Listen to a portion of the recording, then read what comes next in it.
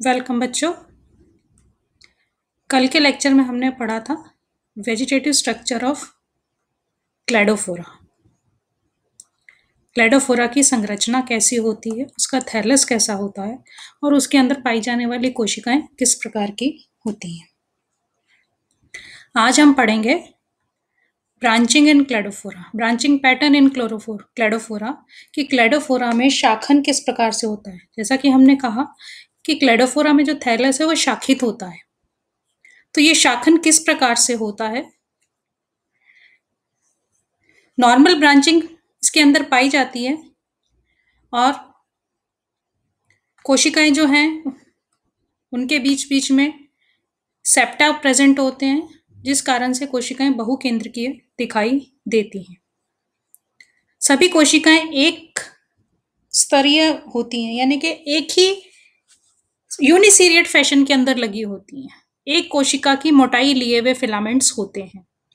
Filaments बहुकोशिकीय होते हैं, लेकिन फिलामेंट्स की जो मोटाई है वो एक कोशिका की होती है, तो यूनिसीरिएट फिलामेंट्स होते हैं।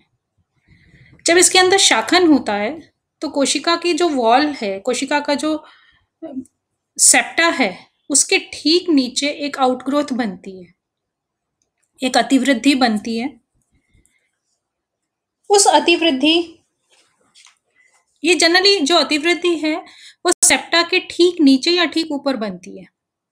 उस अतिवृद्धि के अंदर एक 90 डिग्री के ऊपर सेप्टा बन जाता है।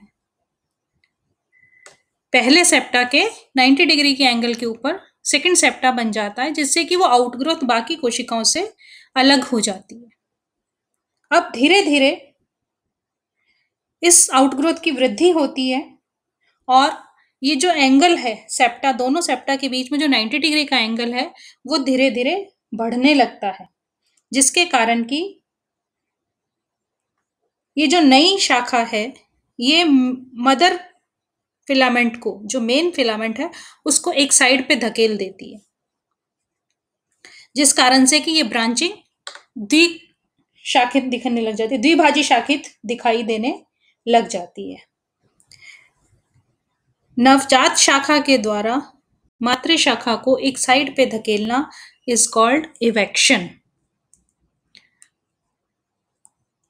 It is due to the process of evection, that is pushing of the original axis on one side, मतलब मेन एक्सिस को एक साइड पे धकेल देना, ये कहलाता है इवेक्शन। और इस कारण से क्लैडोफोरा में शाखन द्विभाजी शाखन दिखाई देता है। कभी कभी मुख्य शाखा के दोनों तरफ अतिवृद्धियां बन जाती हैं, जिसके कारण कि दोनों साइड पे पार्श्व शाखाएं निकल जाती हैं और उस समय ये भाजन त्रिभाजी शाखन दिखाई देता है। तो क्लैडोफोरा के अंदर ब्रांचिंग नॉर्मली लेटरल होती है, एक ही पार्श्व में निकलती है, लेकिन वो दिखाई देती है dichotomous. Branching appears like a dichotomous, but actually it is of lateral type. ये आपको पैटर्न समझाएं। ये सेप्टा है, कोशिकाओं के बीच बीच में जो सेप्टा प्रेजेंट होते हैं, ये सेप्टा है। इनके ठीक नीचे एक अतिवृद्धि बन गई। ये अतिवृद्धि में एक 90 डिग्री के ऊपर सेप्टा बन गया। पहला सेप्टा ये था, इसके 90 डिग्री के ऊपर ये दूसरा सेप्टा बन गया। तो अब ये अतिवृद्धि जो है वो इन कोशिकाओं से अलग हो गई, इसका अपना अस्तित्व हो गया। अब इस कोशिका में धीरे धीरे वृद्धि होती है, जिस कारण से ये 90 डिग्री का एंगल जो है वो बढ़ने लगता है। अब ये जो शाखा है, ये इस मुख्य शाखा को, पेरेंट्स ब्रांच को एक साइड पे धकेलती है। इस तरह से ये साइड पे धकेल देती है और ये नई शाखा जो है वो इसके पैरेलल, मतलब इससे वाइड, मतलब इस एंगल को बढ़ा देती है, 90 डिग्री के एंगल को, और ये ऐसे लगता है जैसे कि ये एक साथ दो शाखाएं बन गई। द्विभाजी शाखा है, मतलब ये एक शाखा थी, दो भागों में विभाजित हुई, जबकि ब्रांच जो है वो सिर्फ यही बनी है, ये तो मुख्य शाखा थी। तो इस तरह से क्लैडोफोरा के अंदर ब्रांचिंग लेटरल होती है, लेकिन वो द्विभाजी शाखन दिखाई देता है। ये भी आप देख सकते हो, यहाँ पर ब्रांचिंग दिख रही है। ये सेप्टा के ठीक नीचे एक अतिवृद्धि बन रही है। यहाँ पर ये देखो, सेप्टा के ठीक नीचे एक आउटग्रोथ निकलती है जब शाखन होता है, और धीरे धीरे ये आउटग्रोथ बढ़ती जाती है और इनके अंदर ये सेप्टा बन जाते हैं। अब ये सेप्टा धीरे धीरे इस पेरेंट को साइड पे धकेलते हैं और ये द्विभाजी शाखन दिखाई देने लग जाता है। यहाँ पर ये त्रिभाजी भी हो जाता है। अगर 3 शाखाएं हो तो त्रिभाजी शाखन दिखाई देता है। तो ये शाखन या ब्रांचिंग पैटर्न है क्लेडोफोरा के अंदर। अब हम लेते हैं रिप्रोडक्शन इन क्लेडोफोरा, कि क्लेडोफोरा के अंदर जनन किस प्रकार से पाया जाता है। क्लेडोफोरा में रिप्रोडक्शन 3 तरह से होता है, वेजिटेटिव, असेक्सुअल और सेक्सुअल। कायिक जनन, अलैंगिक जनन और लैंगिक जनन। सबसे पहले हम लेते हैं कायिक जनन या वेजिटेटिव रिप्रोडक्शन। वेजिटेटिव रिप्रोडक्शन 4 प्रकार से होता है। Vegetative reproduction takes place by fragmentation, tubers, stolons और एकाइनेट्स। 4 प्रकार से हुआ, फ्रेगमेंटेशन यानी कि विखंडन, ट्यूबर्स यानी कि कंद, स्टोलन्स भूस्तारी और एकाइनेट्स निश्चेष्ट बीजाणु। तो इस 4 तरह से क्लेडोफोरा के अंदर असेक्सुअल रिप्रोडक्शन वेजिटेटिव रिप्रोडक्शन पाया जाता है। अब इनको 1 बाय 1 लेते हैं। फ्रेगमेंटेशन हम पहले के चैप्टर्स में भी पढ़ चुके हैं। फ्रेगमेंटेशन क्या होता है, विखंडन क्या होता है, कि जब कोई भी थैलस किसी भी कारण से, बेशक वो एनिमल बाइट से या प्रेशर से, पानी के प्रेशर से या पत्थरों के बीच में आने से, किसी भी कारण से थैलस यदि 1 से 2 हिस्सों में टूट जाए या और ज्यादा हिस्सों में टूट जाए, तो हर पार्ट, हर हिस्सा, हर फ्रेगमेंट अपने आप में कैपेबल होता है कि वो एक नया थैलस बना सके। That is called fragmentation. Tubers, कंद। वैसे हम ट्यूबर्स आलू को देखते हैं। आलू में क्या है, स्टार्च भरा रहता है, रिजर्व फूड मटेरियल खूब रहता है, वो भी एक ट्यूबर है। लेकिन यहाँ पर हम एल्गी की बात कर रहे हैं। तो एल्गी में, क्लेडोफोरा के अंदर ट्यूबर्स हमेशा प्रतिकूल परिस्थितियों में बनते हैं। अनफेवरेबल कंडीशंस जब होती हैं तो ये ट्यूबर्स बनते हैं। कहाँ बनते हैं, जो राइजोइड्स हैं, जब प्रतिकूल परिस्थितियां आती हैं तो सेल्स की डेथ होने लगती है। मुख्य कोशिकाओं की भी डेथ होती है और राइजोइडल सेल्स की भी डेथ होने लगती है। तो ये जो राइजोइडल सेल्स हैं, ये इकट्ठी होकर के एक सेलुलर मास बना देती हैं। ये जो कोशिकाएं हैं, राइजोइडल सेल्स जो हैं, वो इकट्ठी होकर के एक सेलुलर मास बना देती हैं, जिस कारण से, और इनके अंदर खूब सारा फूड मटेरियल रिजर्व रहता है, खाद्य पदार्थ संचित रहता है। इस मास को क्या कहते हैं, ट्यूबर कहते हैं। अब सारी कोशिकाएं नष्ट हो जाती हैं, लेकिन ये ट्यूबर्स जो हैं वो प्रतिकूल परिस्थितियों में जीवित रहते हैं। वो वहीं पर रहते हैं और जीवित रहते हैं क्योंकि इनके अंदर फूड मटेरियल खूब है और ये सब इकट्ठे होकर के एक कॉम्पैक्ट स्ट्रक्चर बना दिया इन्होंने। अब जैसे ही कंडीशंस फेवरेबल आती हैं, ये ट्यूबर्स अंकुरित हो जाते हैं और अंकुरित होकर के नया प्लांट बना देते हैं, नया थैलस बना देते हैं। थर्ड वन इज स्टोलन्स या भूस्तारी द्वारा। क्लेडोफोरा की कुछ स्पीशीज के अंदर, जैसे कि ग्लोमेरेटा के अंदर राइजोइडल शाखाएं जो हैं, कौन सी शाखाएं, मूलाभासी शाखाएं, ये स्टोलन्स के समान संरचनाएं बनाती हैं, भूस्तारी के समान संरचनाएं बनाती हैं। ये स्टोलन्स छोटे छोटे टुकड़ों में टूट जाते हैं और एक नया पादप बनाते हैं। ये स्टोलन्स भी हमेशा प्रतिकूल परिस्थितियों में बनते हैं और जब अनुकूल परिस्थितियां आती हैं, जब कंडीशंस फेवरेबल आती हैं, तो ये अंकुरित होकर के नया प्लांट बना देते हैं, नया थैलस बना देते हैं। Next and last one is akinetes या निश्चेष्ट बीजाणुओं के द्वारा। निश्चेष्ट बीजाणुओं के बारे में हम पहले भी पढ़ चुके हैं। निश्चेष्ट बीजाणु भी हमेशा प्रतिकूल परिस्थितियों में ही बनते हैं। इसमें कोशिकाएं, जब परिस्थितियां बिल्कुल प्रतिकूल हो जाती हैं, तो कोशिकाएं अपने चारों तरफ एक मोटी भित्ति स्रावित कर लेती हैं। The protoplast of the cell becomes round and secretes a thick walled, यानी कि उसका प्रोटोप्लाज्म जो है वो राउंड हो जाता है, कोशिकाएं गोल हो जाती हैं। जो पहले सिलिंड्रिकल थी, पहले बेलनाकार कोशिकाएं थी, अब वो गोल हो जाती हैं और अपने चारों तरफ एक मोटी भित्ति सिक्रीट कर लेती हैं, जिस कारण से प्रतिकूल परिस्थितियों में उनके अंदर के प्रोटोप्लाज्म पे किसी प्रकार का इफेक्ट नहीं आता है, क्योंकि उनके चारों तरफ एक थिक वॉल प्रेजेंट है। इन स्ट्रक्चर्स को हम कहते हैं एकाइनेट्स या निश्चेष्ट बीजाणु। इन निश्चेष्ट बीजाणुओं में भी फूड मटेरियल स्टोर रहता है। जैसे ही कंडीशंस फेवरेबल आती हैं, इनकी थिक वॉल जो है वो वाटर एब्जॉर्ब करती है और सॉफ्ट हो जाती है और डिसइंटीग्रेट हो जाती है, और अंदर का जो प्रोटोप्लाज्म है वो अंकुरित होकर के, जर्मिनेट होकर के नया थैलस बना देता है। तो ये है स्टोलन्स, आप ये देख सकते हो राइजोइडल ब्रांचेस जो हैं वो इकट्ठी होकर के एक सेलुलर मास टाइप बना दिया इन्होंने। ये बहुत सारी शाखाएं हैं, ये शाखाओं के समान संरचनाएं आप देख सकते हो बना दी इन्होंने। राइजोइडल ब्रांचेस जो हैं, ये नीचे का पार्ट है, ये राइजोइडल ब्रांचेस हैं, खूब सारी स्टोलन्स बना देती हैं। और ये स्टोलन्स प्रतिकूल परिस्थितियों में सेफ रहते हैं और अनुकूल परिस्थितियां आते ही ये अंकुरित हो जाते हैं।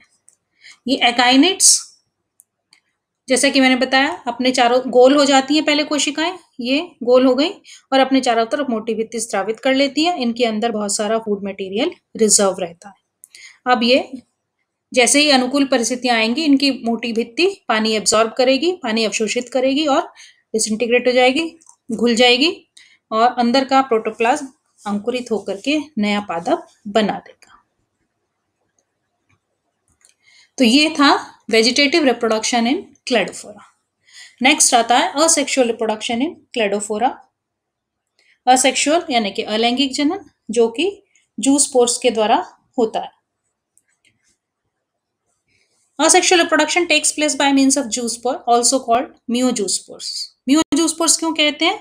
वो इसका कारण ये है कि जो क्लेडोफोरा के अंदर जूस्पोर्स बनते हैं वो डिप्लॉइड फिलामेंट पे बनते हैं।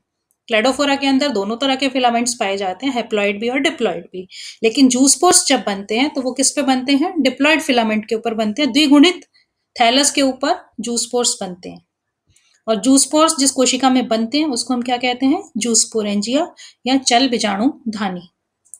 जिस कोशिका में भी जूस्पोर्स बनने हैं या जो भी कोशिका जूस्पोरेंजिया की तरह काम कर रही है, एक्ट कर रही है, उसका प्रोटोप्लाज्म डिवाइड होता है और छोटे छोटे टुकड़ों में टूट जाता है। उसमें पहले भी बहुत सारे न्यूक्लियस होते हैं, अब वो न्यूक्लियस मेयोसिस के द्वारा बार बार विभाजित होता है। उनके अंदर जितने भी न्यूक्लियस हैं उस कोशिका में, उस जूस्पोरेंजियम में, उसका प्रोटोप्लाज्म छोटे छोटे पीसेस में डिवाइड हो जाता है, छोटे छोटे पार्ट में डिवाइड हो जाता है और उसके अंदर जो न्यूक्लियस, डिप्लॉइड न्यूक्लियस उपस्थित है, द्विगुणित केंद्रक उपस्थित है, वो अर्धसूत्री विभाजन से विभाजित होता है और हर न्यूक्लियस 4 अगुणित न्यूक्लियस बनाता है। अब बहुत सारे उसके अंदर न्यूक्लियस हो गए, ऑलरेडी खूब सारे थे, अब 1 से 4 बन गए, तो खूब सारे न्यूक्लियस हो जाते हैं और खूब सारे ही प्रोटोप्लाज्म के सेगमेंट्स हो जाते हैं। हर न्यूक्लियस थोड़ा थोड़ा प्रोटोप्लाज्म लेकर के और कायांतरण के द्वारा एक एक द्विकशाभिकीय या चतुर्कशाभिकीय चल बीजाणु में परिवर्तित हो जाता है। तो इस तरह से क्लेडोफोरा के अंदर जो जूस्पोर्स बनते हैं वो कैसे होते हैं? हैप्लॉइड होते हैं। जूस्पोरेंजियम डिप्लॉइड होता है, प्लांट डिप्लॉइड होता है, लेकिन चूंकि जूस्पोर्स मियोसिस के बाद बनते हैं तो बनने वाले जूस्पोर्स हैप्लॉइड होते हैं। अब ये जूस्पोर्स, उस जूस्पोरेंजियम के अंदर एक छोटा सा एक छिद्र उपस्थित होता है डिस्टल साइड पे, उसमें से बाहर निकलते हैं और पानी के अंदर फ्लोट करते हैं, इधर उधर पानी में तैरते रहते हैं। कुछ समय बाद ये अपने फ्लैजिला छोड़ देते हैं और अपने अग्र भाग से आकर के सबस्ट्रेटम से, आधार से, धरातल से अटैच हो जाते हैं। अब ये एक कोशिकीय संरचना जो है वो अपने चारों तरफ एक भित्ति वॉल सिक्रीट कर लेती है। धीरे धीरे अब इसका न्यूक्लियस विभाजित होना शुरू होता है समसूत्री विभाजन से और इसके अंदर बहुत सारे न्यूक्लियस बन जाते हैं और कोशिका लंबी हो जाती है, इलोंगेट हो जाती है और सिनोसिटिक हो जाती है, वही समकोशिकीय हो जाती है क्योंकि उसके अंदर न्यूक्लियस खूब सारे हो गए। अब थोड़े समय बाद इस कोशिका में एक क्रॉस वॉल बनती है जिससे कि ये जो कोशिका है वो 2 हिस्सों में विभाजित होती है। जो भाग धरातल से अटैच है वो खाली होता है, उसके अंदर किसी प्रकार की न्यूक्लियस या साइटोप्लाज्म नहीं होता, जबकि जो ऊपर की कोशिका है उसके अंदर सारे के सारे न्यूक्लियस उपस्थित होते हैं। नीचे वाली जो कोशिका है वो होल्ड फास्ट की तरह काम करने लगती है और उसको सबस्ट्रेटम से अटैच करके रखती है और ऊपर की कोशिका का न्यूक्लियस बार बार विभाजित होता है और सिनोसिटिक सेल बनाता है। अब उस सेल के अंदर शाखन होता है जिससे कि प्लांट में शाखन शुरू हो जाता है और एक पूरा थैलस बन जाता है। अब जो थैलस बना वो कैसा होता है? वो हैप्लॉइड होता है। तो ऊपर की कोशिका हैप्लॉइड थैलस बनाती है, नीचे की कोशिका राइजोइडल सिस्टम बनाती है। तो ये है क्लेडोफोरा के अंदर असेक्सुअल रिप्रोडक्शन। क्लेडोफोरा की एक स्पीशीज है क्लेडोफोरा ग्लोमेरेटा, उसके अंदर प्लांट केवल डिप्लॉइड होता है, हैप्लॉइड नहीं होता। बाकी सारी स्पीशीज के अंदर हैप्लॉइड भी होता है प्लांट, लेकिन यहाँ पर प्लांट सिर्फ डिप्लॉइड होता है। तो उसके अंदर जब जूस्पोरेंजियम में जूस्पोर्स बनते हैं तो वो जूस्पोर्स डिप्लॉइड ही बनते हैं, क्योंकि वहां पर मेयोसिस नहीं होता। तो जो जूस्पोरेंजियम है वो भी डिप्लॉइड होती है और उसका न्यूक्लियस समसूत्री विभाजन से विभाजित होता है और बहुत सारे द्विगुणित जूस्पोर्स बनाता है। ये जूस्पोर्स प्लांट से बाहर आकर के नया द्विगुणित पादप बनाते हैं। ऐसा सिर्फ क्लेडोफोरा ग्लोमेरेटा के अंदर होता है, बाकी सबके अंदर हैप्लॉइड प्लांट बनता है। जूस्पोर्स जनरली पियर शेप होते हैं और चतुर्कशाभिकीय होते हैं और इनके अंदर एक एक आई स्पॉट भी पाया जाता है। ये आप देखो, टर्मिनल सेल जो है वो जूस्पोरेंजियम की तरह कार्य करती है। शाखा की अंतस्थ कोशिका टर्मिनल सेल जूस्पोरेंजियम की तरह कार्य करती है। इसका न्यूक्लियस अर्धसूत्री विभाजन से विभाजित होता है और थोड़ा थोड़ा साइटोप्लाज्म लेकर के प्रोटोप्लाज्म लेकर के जूस्पोर में कन्वर्ट हो जाता है। ये जूस्पोर इस छिद्र से, जूस्पोरेंजियम के ऊपर ये छोटा सा छिद्र पाया जाता है, इस छिद्र से ये जूस्पोर्स बाहर आ रहे हैं।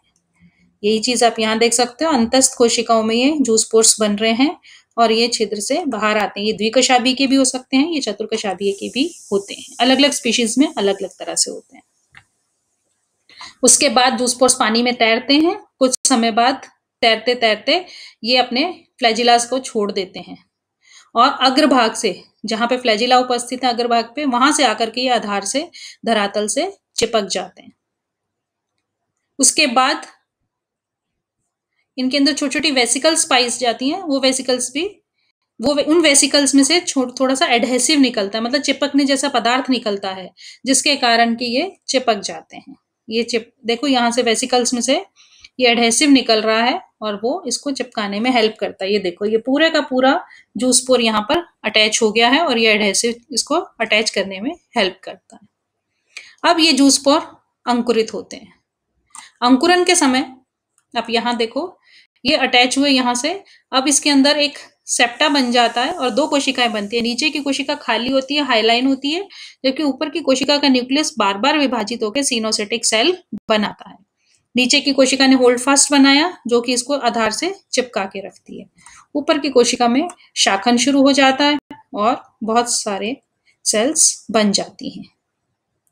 तो ये स्पोरोफिटिक फिलामेंट है, इससे यहाँ पर जूस्पोर्स वगैरह बने, इसमें मियोसिस हुआ जिससे कि जूस्पोर बने, हैप्लॉइड हैप्लॉइड हैप्लॉइड, और यहाँ पर ये हैप्लॉइड फिलामेंट बन जाता है। तो स्पोरोफिटिक फिलामेंट से गैमेटोफिटिक फिलामेंट बन गया, डिप्लॉइड फिलामेंट से हैप्लॉइड फिलामेंट बन गया। तो ये था asexual reproduction in Cladophora. Next हम लेंगे सेक्सुअल रिप्रोडक्शन इन क्लेडोफोरा, वो हम कल पढ़ेंगे। Thank you.